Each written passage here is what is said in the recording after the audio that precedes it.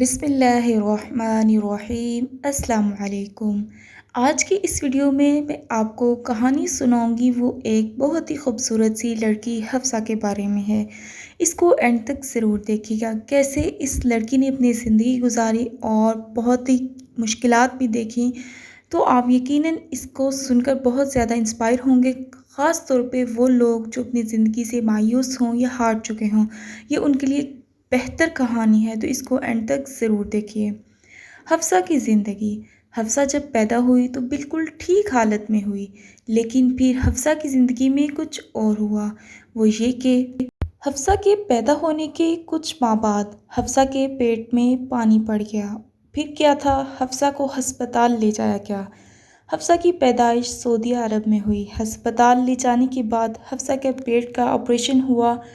انہوں نے کہا اس کے علاوہ کوئی حل نہیں۔ حفصہ کا آپریشن تو ہو گیا، لیکن اس آپریشن کی وجہ سے حفصہ نے کیا کیا کھو دیا۔ حفصہ معذور ہو گئی۔ اس کے پٹھوں میں کھچاؤ پیدا ہو گیا، جس کی وجہ سے اس کی ٹانگ میں بھی فرق آ گیا۔ ایک ٹانگ بڑی اور ایک چھوٹی، اور پھر تھوڑی سی دماغ کی کمزوری اور ہاتھوں میں کمزوری۔ اس طرح مکمل طور پر حفصہ کمزور ہو چکی تھی۔ پھر کیا تھا، صرف تکلیف تھی۔ والدین نے کوشش کی، ہسپتال والوں نے کہا ٹانگوں کے اوپر وزن رکھیں گے۔ 15 دن کے لیے انہوں نے ٹانگوں پر وزن بھی رکھا، لیکن نہ جانے کتنی تکلیف تھی۔ والدین سے برداشت نہ ہو سکی اور وہ بھی تکلیف میں تھی۔ ہر چیز کی نالی لگ چکی تھی۔ بس حفصہ کی امی نے تب فیصلہ کیا کہ یہ سب برداشت کرنا بہت ہی مشکل ہے، اور انہوں نے کہا، جب ڈاکٹروں نے ان سے یہ کہا کہ یہ سب چانس پر ہے کہ مزید بھی بیمار ہو سکتی ہے اور ٹھیک بھی، بس یہ سننے کی ہی دیر تھی کہ ماں سے برداشت نہ ہوا۔ انہوں نے کہا کہ ہماری بچی کو ڈسچارج کر دو۔ اس طرح پھر اس کو گھر لے آئے اور کچھ وقت گزرا۔ حج بھی قریب آیا۔ سعودیہ میں ہونے کی وجہ سے حج بآسانی کر سکے، اور حفصہ کو حج اس کے نانا ابو نے پکڑ کر کروایا۔ کیونکہ حفصہ چھوٹی سی تھی، بس اسی طرح سب ہوتا گیا، اور حفصہ کے گھر والے حفصہ کا خیال بھی رکھتے۔ حفصہ بیمار بھی ہو جاتی، اکثر حفصہ بیمار رہتی۔ حفصہ کو اللہ نے 2 بھائی اور 2 بہنیں دیں، جس میں 2 اس سے بڑے اور 2 چھوٹے تھے۔ اس کے ایک بھائی کے دنیا میں آنے کے بعد اس کے گھر والے واپس پاکستان آ گئے۔ سعودیہ میں اس کے والد بھی بیمار ہو گئے تھے، جس کی وجہ سے ان سب کو آنا پڑا، اور پھر حفصہ اپنے ددیال اور ننیال میں آ چکی تھی۔ حفصہ فیملی میں اسپیشل بچی تھی، جس کی وجہ سے سب حفصہ سے بہت زیادہ پیار کرتے تھے، اور حفصہ بھی سب سے بہت زیادہ پیار کرتی تھی۔ کچھ سال گزرنے کے بعد سب بچوں کی طرح حفصہ کو بھی تعلیم حاصل کرنا تھی، لیکن پاکستان کے ایک چھوٹے سے شہر میں تعلیم کا نظام اسپیشل بچوں کے لیے کہاں تھا۔ حفصہ کا ددیال ایک گاؤں میں تھا، اور حفصہ کی فیملی بھی اس کے لیے ایک چھوٹے سے شہر خانوال میں رہتی تھی۔ وہاں اسپیشل بچوں کے لیے تعلیم کا کوئی سسٹم نہ تھا، لیکن بس ایک وقت ایسا آیا کہ حفصہ کی تعلیم کا مسئلہ حل ہوا۔ حفصہ کی ایک میڈم جنہوں نے اسکول بنایا، وہ بھی معذور تھیں، اور 10ویں جماعت میں وہ اپنی ٹانگوں سے معذور ہوئی تھیں۔ ان کے والد کی یہ خواہش تھی کہ جو اسپیشل بچے، معذور بچے ہیں، ان کے لیے ان کی بیٹی ایک ایسا اسکول بنائے جس میں وہ تعلیم حاصل کر سکے۔ انہوں نے اپنے والد کا خواب پورا کیا۔ ان کے والد کی ڈیتھ ہو چکی تھی۔ جو اسکول تھا اس میں ماشاءاللہ سے کافی معذور بچے پڑھنے آنے لگے۔ وہاں حفصہ سے زیادہ معذور بچے بھی تھے، بہت زیادہ معذور، جو الٹا ہو کر چلتے ہیں، اور بھی بہت زیادہ مسائل کا شکار تھے۔ حفصہ کو ایک نارمل اسکول میں داخل کروانے کی خواہش تو حفصہ کے گھر والوں کی بھی تھی، اور حفصہ کی بھی، لیکن جو ایسے اسکول تھے وہ حفصہ کو لینے سے منع کر دیتے، کیونکہ ان کے اسکول کی ریپوٹیشن خراب ہوتی ہے۔ وہ معذور بچوں کو اس وجہ سے بھی نہیں لیتے کہ وہ شاید کلاس میں پیچھے ہوں، تو ان کو مسائل کا سامنا کرنا پڑتا ہے، اس وجہ سے ان کا ریکارڈ خراب ہوتا، اور یہ کہہ کر وہ سب ٹال دیتے۔ لیکن تعلیم حفصہ کی قسمت میں تھی۔ حفصہ نے قرآن مجید بھی مکمل پڑھا۔ قرآن مجید کے ساتھ ساتھ حفصہ نے کچھ زبانی صورتیں بھی یاد کی، اور دعائیں بھی اسے آتی تھیں۔ حفصہ اردو بہت اچھے سے پڑھ لیتی۔ ہر کتاب اور رسالہ، انگلش اور ریاضی میں اس کو تھوڑی مشکل ہوتی، یا شاید وہ اسے پسند نہیں تھی۔ بس حفصہ گھر کے بھی تمام کام کر لیتی، اور تھک بھی جاتی۔ حفصہ کا اپنا کھیل تھا، وہ اکیلی اپنا کھیلتی اور بہت خوش رہتی۔ بچے اسے بہت پسند تھے۔ حفصہ کی بڑی بہن کی شادی ہو چکی تھی، اور وہ اس کی چھوٹی بہن مل کر رہتے، کھیلتے، لڑتے، سب کرتے۔ جہاں اس کی چھوٹی بہن ٹیوشن جاتی وہاں وہ بھی جایا کرتی، بھاگ بھاگ کر سب کچھ کر لیتی، موبائل کمپیوٹر بھی بہت شوق سے چلاتی۔ بس اس نے تعلیم میں 7 کلاسیں پڑھیں، 8ویں کلاس میں اس نے پڑھائی چھوڑ دی۔ اسکول میں اس کے ساتھ اس کی کچھ دوستیں بھی ہوا کرتی تھیں، وہ بھی نہیں آتی تھیں، جس کی وجہ سے اس کا دل کرنا کم ہو گیا پڑھائی کی طرف اور بہت جلدی وہ تھکنے لگی۔ اس کو اکثر معدے کا مسئلہ ہو جاتا اور اسکول کا کام پھر اس سے نہ ہوتا، اور پھر وہ گھر میں رہنے لگی اور گھر میں ہی بیٹھ کر کتابیں وغیرہ پڑھ لیتی، اور کچھ عرصہ گزرنے کے بعد اس کی طبیعت ناساز ہوئی اور پھر اس کو ڈاکٹر کے پاس لے جایا گیا۔ ڈاکٹر نے جو کہا وہ ان سب کے لیے بہت تکلیف دہ تھا۔ انہوں نے کہا اس کے ابو کو بھیجیں، ماں کو ہم نہیں بتا سکتے۔ حفصہ کے ابو اور آپ ہی گئے۔ انہوں نے کہا کہ یہ گردے کی مریضہ ہیں، 6 مہینے سے زیادہ ان کے پاس وقت نہیں ہے اور ان کا گردہ مکمل طور پر سکڑ چکا ہے۔ ایک گردہ ان کا بچپن سے ہی چھوٹا سا تھا، بہت ہی کم نظر آتا تھا۔ کافی ڈاکٹرز کو چیک کروایا، ان سب نے کہا واش کروانا شروع کر دیں، لیکن حفصہ بچپن سے ہی تھوڑا کمزور تھی، اس کو واش نہیں ٹرانسپلانٹ اتنی آسانی سے ہو نہیں سکتا۔ بس پھر کیا تھا، ڈاکٹر نے دوائی دی اور کہا مشین کا آرڈر دے دیں، واش کروانا شروع کر دیں یا ٹرانسپلانٹ، نہیں تو بہت مسئلہ بن جائے گا۔ لیکن کہاں، یہ کام کون سا آسان تھا۔ حفصہ بھی کافی پریشان ہوئی، لیکن وہ سوچتی نہیں تھی، فوراً سے بھولنے والی لڑکی تھی۔ بس اسی وجہ سے اس کو سمجھایا اور وہ سمجھ گئی کہ زیادہ مسئلہ نہیں ہے، آپ ٹھیک ہو جاؤ گی، وہ مان گئی۔ لیکن ڈاکٹر کا کہنا وہ سب آسان نہیں تھا، یا تو گارنٹی دی جاتی ٹھیک ہو جائے گی بچی گردے واش کروانے کے بعد، لیکن ایسا نہیں ہوتا۔ تکلیف حفصہ تو ایسی بچی جو ٹیکہ لگوانے سے اتنا ڈرتی تھی، وہ اتنی بڑی تکلیف کیسے برداشت کرتی۔ حفصہ کی امی اور باقی تمام لوگوں کا رو رو کر برا حال، یہ کیا، اس معصوم کو اتنی بڑی بیماری، وہ یہ سب کیسے برداشت کرے گی۔ لیکن یہ آزمائش تھی رب کی، جس پر راضی بھی ہونا تھا اور کہنا تھا یا رب ہم آپ کی رضا میں راضی ہیں۔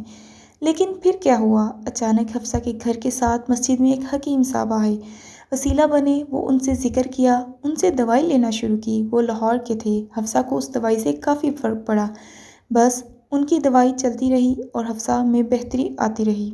پھر کچھ عرصے بعد حفصہ کے ٹیسٹ کروائے گئے تو اس میں بہتری تھی، سب خوش ہوئے۔ رمضان آیا، وہ پہلا رمضان تھا اس کی بیماری کے بعد والا، اور وہ رمضان جس میں حفصہ نے روزے نہیں رکھے۔ کبھی زندگی میں ایسا نہیں ہوا کہ حفصہ نے روزے چھوڑے ہوں، نہیں، حفصہ تو اتنی باہمت تھی کہ وہ روزے سے کبھی نہیں گھبراتی تھی۔ حفصہ نے کہا کہ میں نے رکھنے ہیں، لیکن گھر والوں نے کہا نہیں، آپ کی صحت اجازت نہیں دیتی روزے رکھنے کی، آپ ٹھیک ہو کر رکھ لینا۔ زندگی میں کبھی حفصہ نے روزے نہیں چھوڑے تھے، سب کہتے نہ رکھو، لیکن وہ رکھتی، اس کی حالت دیکھ کر ہی کہا جاتا کہ نہ رکھو، لیکن اس میں اتنی ہمت تھی، وہ کہتی کہ میں یہ نہیں چھوڑ سکتی، مجھے تو اچھے لگتے ہیں روزے رکھنا۔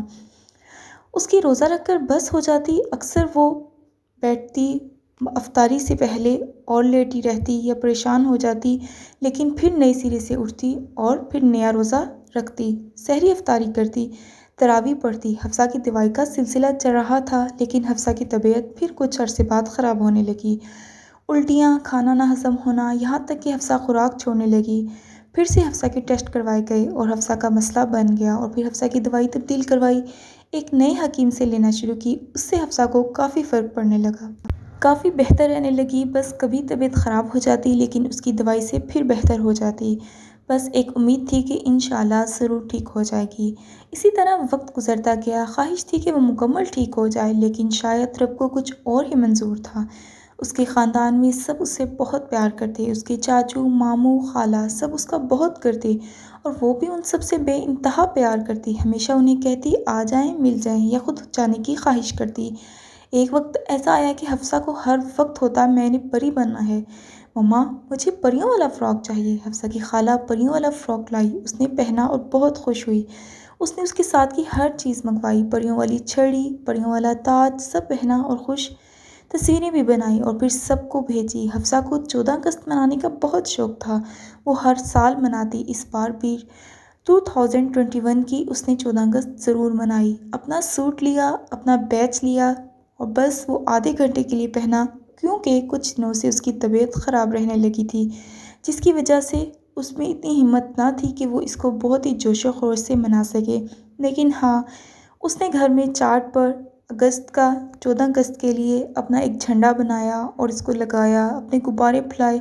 اس کا ذہن بالکل بچوں والا تھا، اس نے اسی طرح کی خواہش کی اور اس کو منانے کی کوشش کی بھرپور، لیکن وہ تھوڑی سی منا سکی۔ بس پھر کچھ دنوں سے اس کو ایک اور شوق تھا کہ اس نے اپنی بہن سے کہا کہ مجھے ایک چینل بنا دیں، یوٹیوب کا چینل، جس میں لوگوں کو بتا سکوں کہ میں نے ہمت نہیں ہاری۔ میں معذور بھی ہوں، بیمار بھی رہتی ہوں، گردے کی مریض بھی ہوں، لیکن میں نماز بھی پڑھتی ہوں، قرآن پاک کی تلاوت بھی کرتی ہوں اور خوش بھی رہتی ہوں۔ میری جتنی مرضی طبیعت خراب ہو، لیکن میں کبھی اللہ سے شکوہ نہیں کرتی، میں کبھی اداس نہیں ہوتی، کبھی یہ نہیں کہتی کہ کیا مصیبت ہے، یہ کیوں مجھے بیماری لگ گئی۔ اس طرح اور بھی اس نے کافی باتیں کی، لیکن نہ جانے پھر کیا ہوا، اس کی طبیعت خراب ہونے لگی۔ اس کی بہن نے چینل تو اسے بنا دیا، لیکن ویڈیو بنانے کا وقت آیا تو وہ اس نے پریکٹس کے لیے ویڈیو بنائی، لیکن جب اس کو کہا کہ اپلوڈ کرنے والی اچھی سی ویڈیو بناؤ تو وہ اس کے نہ بن سکی۔ اس نے کہا کہ مجھے ٹھیک ہونے تو میں پھر بنا دوں گی، لیکن ایک ہفتے بعد حفصہ کی طبیعت میں کوئی بہتری نہ آئی، اس کی طبیعت مزید خراب ہونے لگی۔ اسے بہت شوق تھا کہ وہ کہیں جائے، سیر کرے یا ان کے گھر کوئی آئے، وہ ان سے باتیں کرے، وہ خوش بھی ہوتی تھی۔ وہ یہ سب دیکھ کر پھر اسے ملنے اس کی مامی اور خالہ آئی، اپنی فیملی کے ساتھ، اپنے بچوں کے ساتھ۔ وہ اپنے چاچو سے بہت ہی پیار کرتی تھی، ان کے آنے پہ بہت زیادہ خوش ہوتی، لیکن اس بار اس کے چاچو نے کہا بیٹا میں سردیوں میں آؤں گا۔ ہر بار کوئی آتا تو وہ بھاگ کر دروازے میں جاتی، ان سے ملتی، لیکن اس بار اسے اٹھا نہ جا سکا۔ اس کی خواہش تھی کہ وہ جائے، لیکن وہ نہ جا سکی۔ اس کو پتہ ہی نہیں تھا کہ کیا ہو رہا تھا زندگی سے، وہ دور جا رہی تھی، ہر وقت کہتی نماز پڑھنی ہے۔ میں نے ایک دفعہ تو کان میں تکلیف بہت زیادہ تھی، ڈاکٹر کو چیک کروانے آئے، تھکی ہوئی تھی۔ سب سے پہلے اس نے واپسی پر آ کر نماز ادا کی اور پھر لیٹ گئی، لیکن آدھے گھنٹے بعد پھر اٹھی، اور جب اس کے گھر والوں نے اسے دیکھا وہ تو نماز پڑھ رہی تھی۔ اس سے پوچھا کہ کون سی نماز پڑھ رہی ہو؟ اس نے کہا میں ظہر کی نماز ادا کر رہی ہوں۔ اسے کہا کہ بیٹا آپ نے یہ نماز ادا کر لی ہے؟